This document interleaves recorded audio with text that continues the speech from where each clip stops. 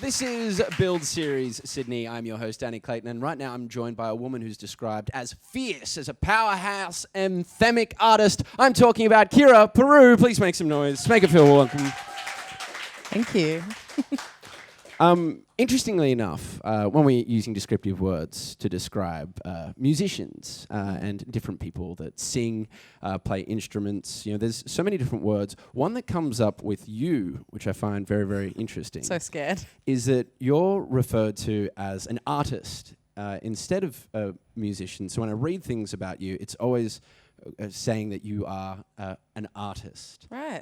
Is this something that you agree with? Is this something that a title that you like? Yeah, I think I'd like to do all sorts of creative things, so that kind of makes sense to me. I'm not mad at it, I'd happily be an artist. I like to do all sorts of different stuff. While music is my main thing, my main boo. I like to take photos, I like to draw, I like to make things, So that seems right. Yeah. Yeah. And when it comes to photography and drawing, what are your subjects? What interests you? I like people. Because I feel like human beings are so weird and messed up and complex and messy. It's really hard to, capture somebody's essence, particularly in photography. To be able to capture the complexity of somebody's character in 1 split second is a really hard thing to do. So I like the challenge, Yeah. I mean, is there an image that you've taken that you're particularly proud of, a story behind a moment, a frame? I don't know if I've got any juicy nuggets for you, but I do think the best compliment is when you take a picture of someone and they like it of themselves, particularly if they're a kind of awkward person or don't like having their photo taken. I mean, I'm one of those people. So if you can take a photo of me and I'm not bad. I feel like that's it's a compliment, Yeah. I feel like it's a nice compliment to take a picture of someone that they like. And when did you start taking photos? I just did it because I thought it was a fun thing to do. It was a nice way to spend my time. But then very quickly, you kind of keep doing it and hoping that you get better. People see that you're not so bad at a particular thing. They're like, hey, you should come and take a photo of me. Take some photos of this thing. I'll give you money. And then before you know it, you're taking photos for money. Yeah. Yeah. That side hustle. That's side hustle. Yeah, that's it. Because I'm also led to believe that besides being a talented musician and photographer, I mean, you're very invested in how you are displayed. I mean, something even like this, it's how much control do you have over how you present yourself as an artist to the world? Well, at the moment I have heaps. I think it's kind of dependent on time, I like to do my own creative design and creatively direct photo shoots and as much as I can get my hands on, I like to do. But you get to a point where you're doing all of these things, you've only got so much time, and it's really, you can get really stressed out and overcommitted. So I'm sort of at a point now where I'm making the choice of what sort of things I want to be involved in and which I'm happy to let go. Letting go is hard for me though. I get precious. Okay. And what do you feel like letting go at the moment? Oh, I just mean letting go of, doing the design of a poster or, of your single cover or having control over how every little detail looks, the clothes you wear, how your career goes, being involved in marketing plans and stuff like that. You can't do it all. So you have to figure out which things you're going to entrust to somebody else. And that's super hard. And I definitely want to talk to you about fashion because I've seen some outrageously awesome outfits that I'm like, where do you even find clothes like that? Yeah. But I did want to talk to you about Newcastle. Right. Are you from Newcastle? No, I spent a lot of time in Newcastle and I have a lot of friends in Newcastle. Yeah. That's why I find it so surprising that you're from Newcastle. Really? Because it's such a wild place and not necessarily a place that I think has harbored artistic types and people who seem very invested in the art scene, which is something I pick up from you. I mean, correct me if I'm wrong, but so seeing as you grew up in this place, which is very wild, I was curious how Kira survived in the newy landscape. I mean, did this help you grow as an artist?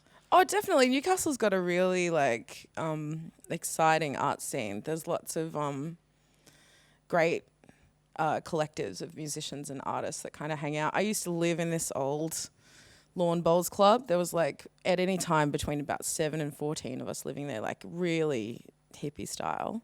Wow. And we'd secured this lawn bowls club. We made a recording studio in the old meat locker, and we had a stage which we used to throw shows. There was a massive bar, and I used to run these parties there because the roof was leaking and, you know, all this stuff. Anyway, Newcastle's got a really fantastic art scene, and there was a lot of talk about, you know, it being a post-industrial town, kind of like places like Glasgow, and how like when that kind of arc happens economically, it really breeds like that kind of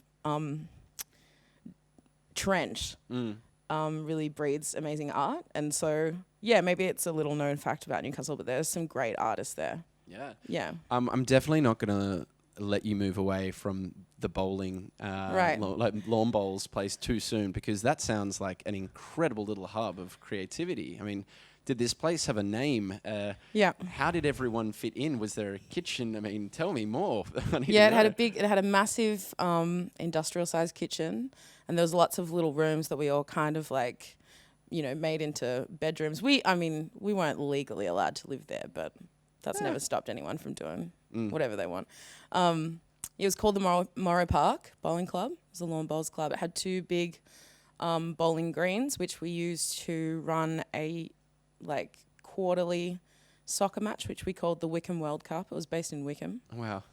And the story culminates with the day that I moved out of that house. A friend had decided that it was time for me to move to Melbourne because I was talking about it for years and years and never actually did it. And she said, I'm going to drive up to Newcastle in a car. You're going to put your stuff in my car, and I'm going to drive you to Melbourne. So we do that, and halfway through, on the way to Melbourne, we stop at this, like highway motel. And 2 hours into our kip, I get a phone call saying that the house is burnt to the ground. You're kidding me. Yeah. That is ridiculous. That's almost like a movie. The day I moved out, 5 hours after I moved out of that house, it burnt to the ground. Wow. It really brings new meaning to your song Molotov.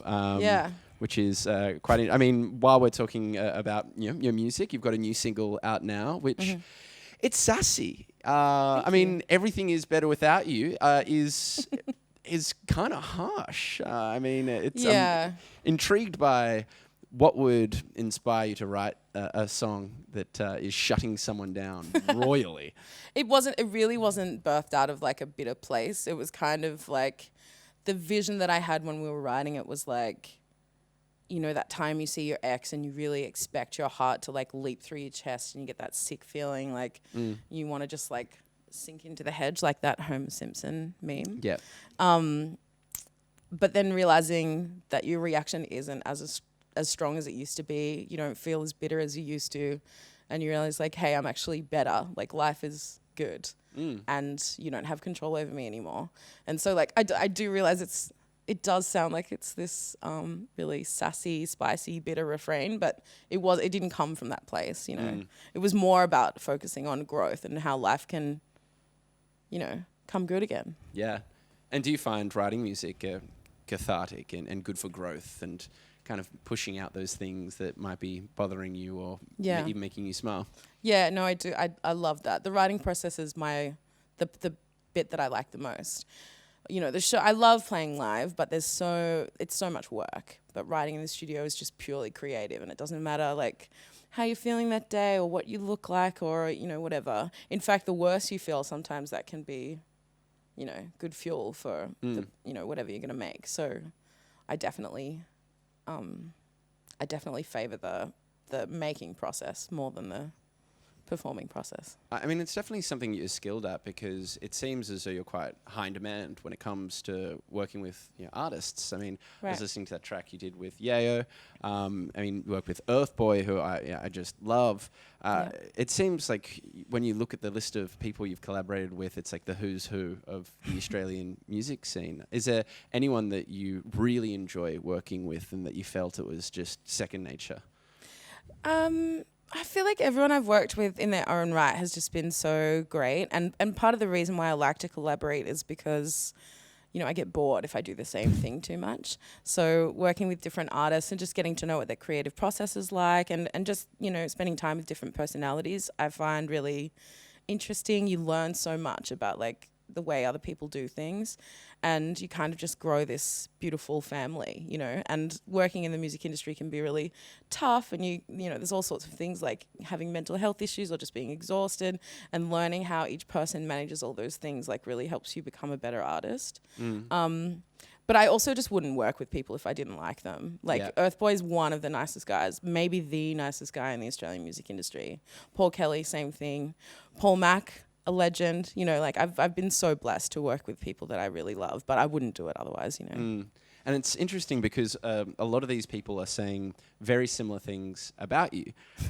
So naturally, before you came in, I wanted to find out a little bit about you. Right. And I spoke to Ruben, I spoke to Illy. I even spoke to a gentleman who works in this office who recorded some of your clips, Brendan. And it's funny, the same things keep coming up, and that is that you are highly professional, you work really hard, and you really love to party. And that was the thing that comes up. It's like, you're really good at partying. It's a skill. So the important question now, what makes you so good at a party? What makes you a Molotov? Oh, man. I don't know. I think it comes back to me just like really being fascinated by people. I'm like really interested in what makes people tick, why they do the things they do. Because, we can be idiots. I think what makes me an asset at a party is that I'm going to care about like what each person wants and like how to best, give that to them, how to get the best out of them, and I hate when the attention is focused on me. So I'm always giving someone else the floor and being like everybody's supportive wingman, I think you might be in the wrong business. I hate the attention. Yeah, I know. I'd say it would be a really bad idea to have like a headlining tour. Yeah. I mean, that would be a really silly idea. Yeah. Can you tell me about that? How is the headlining tour coming along? It's great. It's awesome. I've done a lot of touring recently with other people and playing, amazing shows with incredible bands like Peking Duck and Vera Blue, the Rubens. I've had a big couple of years, and obviously it's an honor to play with those people and to spend time with them. But there's something else that's really special that happens when, you walk on stage and know that, not only is everyone in the room there for you, they've also like paid money to be there and see it. It's a different energy, and it's so special. I feel like really honored to be able to do that, and to share that with people. Any wild moments so far? Because I hear that you put on quite the show. Right. So has anything kooky happened yet? I don't know. I've had a few sprained ankles in my time. Oh dear. A long time ago, I'm talking a very long time ago, when I was really good at partying. I had a Janet Jackson moment. Oh yeah. But no, I actually like work really hard to not let any fruity things happen when I'm on stage. So I'm guessing a Janet Jackson moment means that you were dancing with Justin Timberlake, and yes. He danced too vigorously. Yeah, something like that. Along the lines of that. How'd you recover? Do you acknowledge what just happened, and that there may be a nip slip, or do you just pretend it doesn't happen and dance it off? I think you just go with it. I think you acknowledge it. I'm all about just like letting everything show, warts and all, and just embracing like the weird, silly accidents that, happen in life. Yeah, just go with it. Go with the flow. Roll with it. Make it part of the show. Yeah. Now, something that also has been making waves, particularly on the net, is your incredible like a version cover of Katy Perry, which... It's bizarre because you prepare yourself to listen to what is a, I guess, bubblegummy pop song, but when you do your version, it's got soul. It's got that kind of grunt. It feels like almost like a different song entirely. I really wanted to see why you chose that particular song and how you felt about the reaction that it's received. Yeah, I really wanted to do something that felt like it embodied a similar feeling to a lot of the music that I make anyway. And I love pop music so much. Like, the trashier, the better. I just love, like, I think Katy Perry, while being pretty problematic at times, is just such a interesting artist to me. And I think that song is a banger. So it was really just about, like, doing something that was going to be fun, that embodied the energy that I felt like suited my music. And, you know, kind of making the Triple J listeners just loosen up a little bit. You know, making them dance to Katy Perry. I mean, right? gosh. Right. They wouldn't know how to feel, you know? Yeah. It's like, I like this, but it's commercial. Yeah. Confusing people, that's what I like doing. Yeah. I mean, I'm unabashedly a pop music fan. Right. I mean, I love all types of music, but every now and then there is a pop tune which it's almost like a guilty pleasure. Right. Do you have any guilty pleasure songs that you really enjoy, but you kind of feel a bit naughty about liking them? I don't know. I'm really ready to just go trashy like that. So I don't know if guilty ever comes into play. I mean, I'm happy to help you, you know, inspire. I'm a big Aqua fan. Oh, yeah. And you know, Cartoon Heroes is the weirdest song. It's so strange. But yeah, they're great. Love Aqua. Yeah. I mean, the guiltiest I felt was when I was in Canberra recently with Peking Duck and we listened to Old Town Road maybe 20 times that day. And that just felt... I felt sick. That's the guiltiest I've felt. That's the guilty? I think so. Yeah. But I'm willing to get trashy. I'm ready. Yeah. You know. Well, I mean, because those boys are also renowned for being incredible partiers. So it They're seems really like good at it, a match made in heaven with you guys all on the same tour. But they have such enormous venues. They're massive theaters. So when you were on that stage, you know, and performing in front of thousands of their fans, I mean, that must have been quite nerve-wracking, quite confronting to be exposed to such enormous crowds. How was it for you? You know what? Like, I actually feel more comfortable there than I feel here talking to you. You know what I mean? Like, you're great. Gee, sorry. This is good. No, this is great. But like, it feels like home to me being up there, and just like you feel really in control. And that character that I am when I'm on stage is like the best version of me. Like, so invincible and strong and charismatic and funny, and like, I'm not that person every day. And it's really nice and liberating to be that person for like, you know, an hour. I mean, that was something I was going to ask you about, because you do have a, dare I say, a light or an energy when you're on stage, and you've got this spunk, and you're doing your thing, and you're saying it's almost like a character that you kind of slip into. Yeah. If it's so enjoyable, why can't you be this person 24/7? Is it possible for you to be? I mean, when you see like Elton John on stage and off stage, it's almost like he's the Rocket Man 24/7. Yeah. Do you think that'd be possible for you? I mean, it would be possible. It'd probably be a lot of work. I'd probably lose friends if I was that guy all the time. You know what I mean? Like, that version of me takes up so much space. And I think to have rewarding relationships with people, you've got to be willing to compromise and to, like, you know, let other people have the floor, and to be compassionate, and sometimes just to like shut up and listen, you know. So I think it's best saved for the stage. But I definitely embody that from time to time when I need to do things like this that scare the hell out of me, you know. Then I have to let her in a bit. Pull out a little bit of fire. Get a little sassy. About it. Yeah. I definitely want to talk to you about fashion. Right. I'm a very simple gentleman. Black Stylish, jeans, though. boots, shirt, that's it. But some of the clothes that you wear are outrageous, even sometimes comically awesome. Right. I would say. Where do you get your clothes? Who inspires you, fashionistic-wise? And, you know, what do you try to do when you're getting dressed for stage? I really hate getting dressed. It stresses me out, especially when I'm doing something that's like, you know, other people are going to see me. But there's a few things that come into play. Roisin Murphy is one of my like all-time fashion icons, and all the pop divas like Cher and Madonna, and like everyone who loved rocking like amazing statement pieces. So much inspiration from them. But like for me also, being a plus size person, I can't always just borrow a thing off a friend or like walk into a shop and be like, yeah, that'll do. So you know, I have to think harder about what it is that I'm going to wear, and I have to think in advance if I'm going to need like a special gown or something, like where does that come from? Do I need it made? Like, you know, so I've been lucky in that way because I've made really great connections with a lot of local designers who will do stuff for me. And a lot of the people I know, particularly in the queer community, are so playful and really have this like, you know, fun, tongue-in-cheek approach to fashion and style, and getting to collaborate with them in the same way as it is collaborating with someone on a musical project.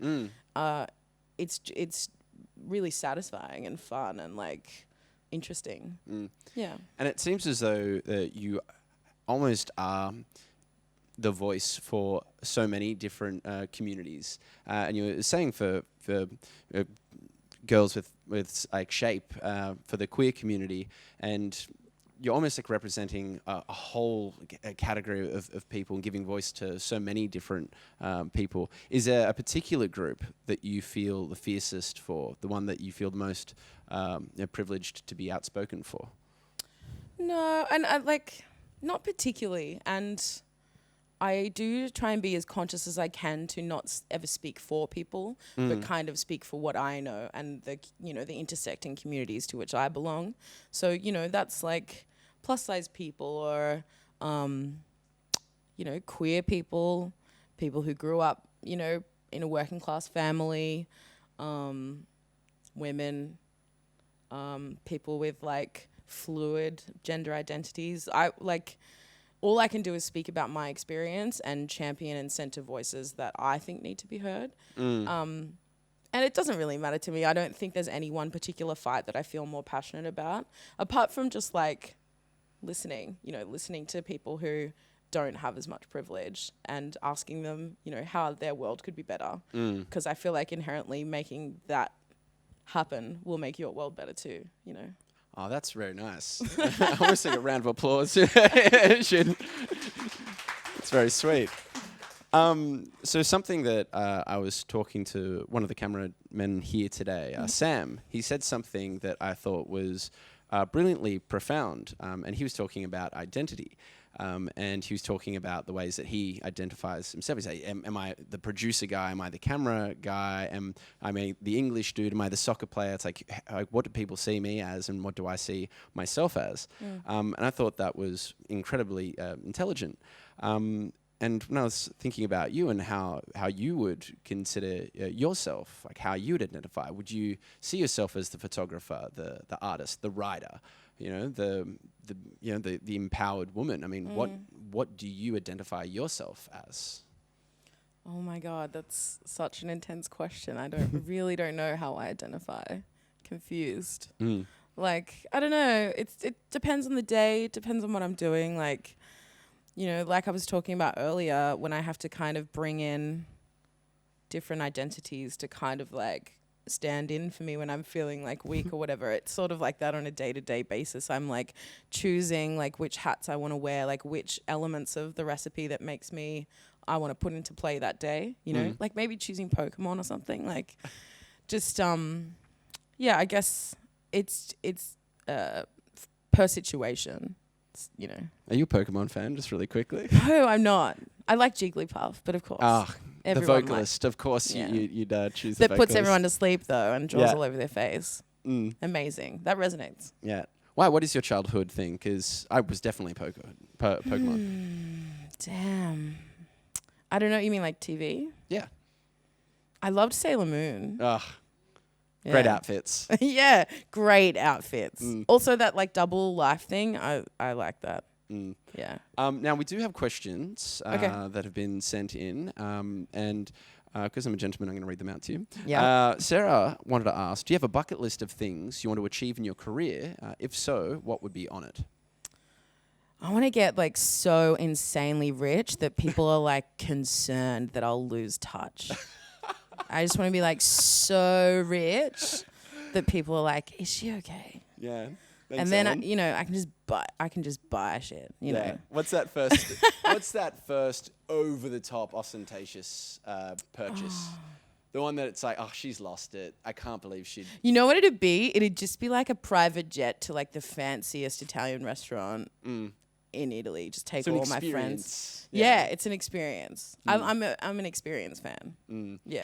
Being multidisciplinary with your craft, how do you manage where you devote your creative time? That goes on to what we were talking about earlier, which is very interesting. Yeah. I'm terrible at time management. I really wish I was better at it.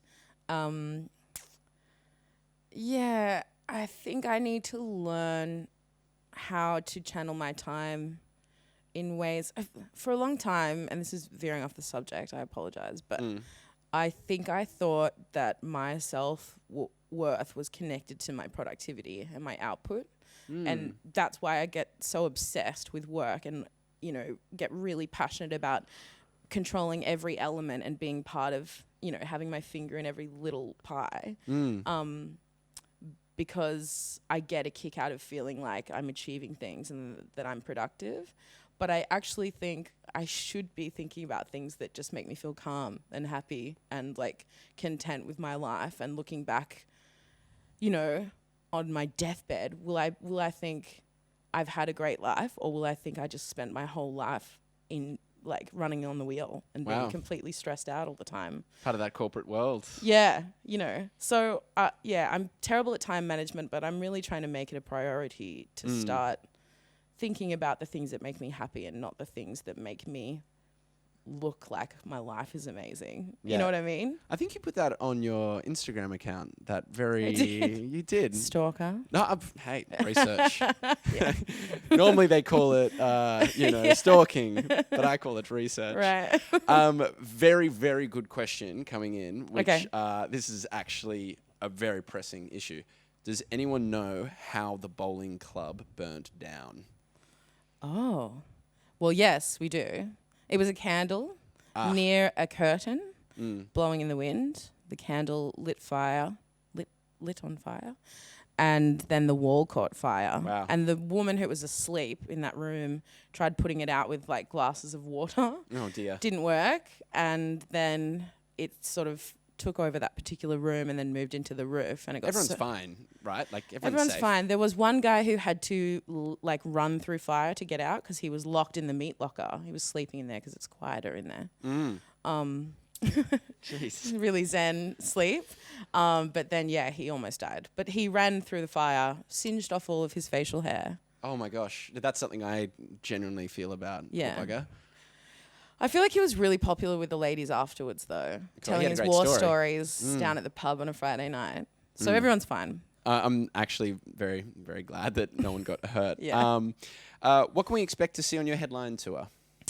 I've got a new show. I'm putting a new show together especially for this, and I'm working with a production team who's going to help me, you know, put a little bits and pieces in the show. There's a couple of new songs from my upcoming record, which I've been writing, that have never been played before. And me, being me. Yeah, that's worth seeing.